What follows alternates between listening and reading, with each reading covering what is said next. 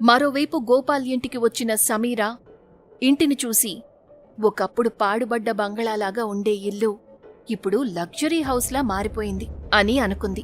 పైగా అక్కడ పార్టీ కూడా జరుగుతుంది. హ్యాపీ బర్త్డే వాసుకి అని గట్టిగా అరిచారు అక్కడున్న వారందరూ.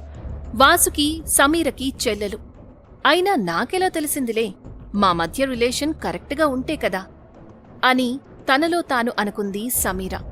గోపాల్ రెండో భార్య పద్మ. వాళ్ల కూతురే ఈ వాసుకి. బాగా డ్రింక్ చేసి అక్కడ తన అత్త కూతురి స్వాతితో, నేనే సమీర కన్నా అందగత్తెని, తర్వాత మిస్ యూనివర్స్ కూడా అవుతాను, ఇప్పటికైనా నీ ఒపీనియన్ మార్చుకో అని తనతో గొడవ పడుతుంటే అది చూసి సమీర వాళ్ల దగ్గరకొచ్చి, స్వాతికి జరగని విషయాలు చెప్పి కన్ఫ్యూజ్ చేయడం ఏవైనా బాగుందా వాసుకి అని అంటుంటే, ఏయ్ ఎవరు నువ్వు, మా పర్సనల్ విషయాల్లో ఎందుకు కలగజేసుకుంటున్నావు అని వాసుకి అనగానే సమీర మాట్లాడ్డం చూసి గుర్తుపట్టిన స్వాతి, అక్కా నువ్వా అని గట్టిగా హక్ చేసుకుంది. ఆ పిలుపుకు షాక్ అయ్యి అందంగా కనబడుతున్న సమీరని చూసి, ఇలా ఎలా మారిపోయింది అని కళ్ళార్పకుండా అలాగే చూస్తుంది. వాసుకి అన్నట్టు పోటీలో నిలబడితే, అక్కా నీకే మిస్ యూనివర్స్ పక్కా అన్నది స్వాతి. వెయిట్ తగ్గినంత మాత్రాన అందంగా ఉన్నానని ఫీల్ అయిపోకు, నువ్వెందులో నాతో పోటీ పడలేవు అని అహంకారంతో చెప్తుంది వాసుకి. వాసుకి అనవసరంగా మాట్లాడి పార్టీ మూడ్ డిస్టర్బ్ చేయకు అన్నది స్వాతి. ఏం మాట్లాడుతున్నావు, ఎప్పుడు ఏం చేయాలో నాకు బాగా తెలుసు అని వాసుకి గొడవ పడుతుంటే అక్కడికి వచ్చాడు గోపాల్. తన భార్య పద్మ వచ్చి రాగానే వాసుకి సపోర్ట్ చేస్తూ, నువ్వొచ్చిన పనేంటి, చేస్తున్నదేంటి, ఇంకా మారలేదా అని గోపాల్ సమీరపై కోప్పడ్డంతో లోలోపల ఆనందపడింది వాసుకి. 6 సంవత్సరాల తర్వాత కనపడిన కూతుర్ని చూసి గోపాల్ కొంచెం కూడా ఆనందపడలేదు. తనని లోపలికి తీసుకువెళ్లి డైరెక్ట్గా పాయింట్కి వచ్చి, ఇక్కడ 2 డాక్యుమెంట్స్ ఉన్నాయి, సైన్ చేసి వెళ్ళిపో. డైవర్స్ ఇవ్వడానికి కదా నేనొచ్చాను, మరి రెండోదేంటి? సంజయ్ వాసుకి ఒకరినొకరు ఇష్టపడుతున్నారు.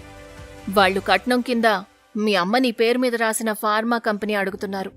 సో ఆ కంపెనీ నీ చెల్లికి వెడ్డింగ్ గిఫ్ట్గా ఇవ్వడానికి రెడీ చేశాను. అదే ఆ రెండో డాక్యుమెంట్. రావు గారి ఫ్యామిలీతో సంబంధం పెట్టుకోవడానికి తన తండ్రి ఇంత దిగజారుతాడని అస్సలనుకోలేదు.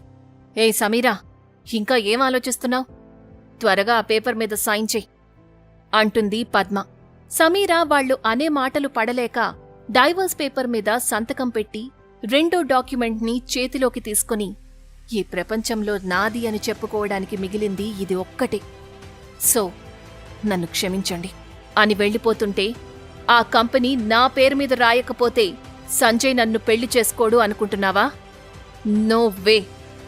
మా పెళ్లి ఆపడం నీ వల్ల కాదు. మమ్మల్ని చూసి జెలసీ ఫీల్ అవ్వకు అంటుంది. ఎవరిని చూసి ఎవరు జెలసీ ఫీల్ అవుతున్నారు? నేను డైవర్స్ ఇచ్చిన అబ్బాయిని నువ్వు పెళ్లి చేసుకోవాలనుకుంటున్నావు. చిన్నప్పటినుంచి నాకు నచ్చినవన్నీ దూరం చేశావు. ఏదేవైనా కంపెనీ మాత్రం ఇవ్వను అని తన మొహంలోకి సూటిగా చూసి చెప్తుంది సమీర. అప్పుడే అక్కడికి వచ్చాడు సంజయ్. వచ్చి రాగానే, ఛీ, ఆ బండది ఎక్కడికి వెళ్ళిపోయిందో, 2 గంటలు వెయిట్ చేయించింది అంటాడు. అక్కడ ఉన్న వాసుకి సంజయ్ని గమనిస్తూ, ఇప్పుడు సమీర అందాన్ని చూసి సంజయ్ మనస్సు మార్చుకుని డైవర్స్ క్యాన్సిల్ చేసుకుంటే తన పరిస్థితి ఏంటి అని లోలోపల టెన్షన్ మొదలైంది వాసుకి. స్వీటీకి చెర్రీకి పోలికలు ఎందుకున్నాయి?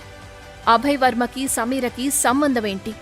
సమీరని చూసి సంజయ్ ఏం డెసిషన్ తీసుకుంటాడు?